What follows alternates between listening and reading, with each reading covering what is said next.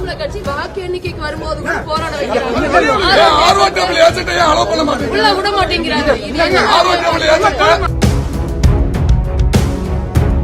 ஊடகத்தையும் மிரட்டுறாங்க. ஊடகத்துக்குமான உரிமை கொடுக்கறதில்ல. வெற்றி தாங்க. அவங்க காசு கொடுத்து ஓட்டு போடும்போது வெற்றி உறுதியாயிடுச்சு.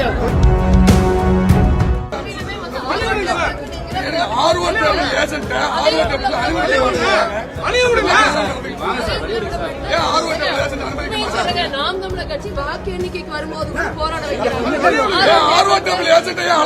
உள்ள விட மாட்டேங்கிறாங்க.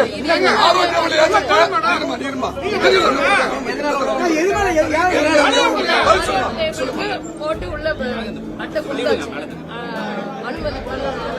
ஆனா இப்போ அவங்க உள்ள வரக்கூடாது.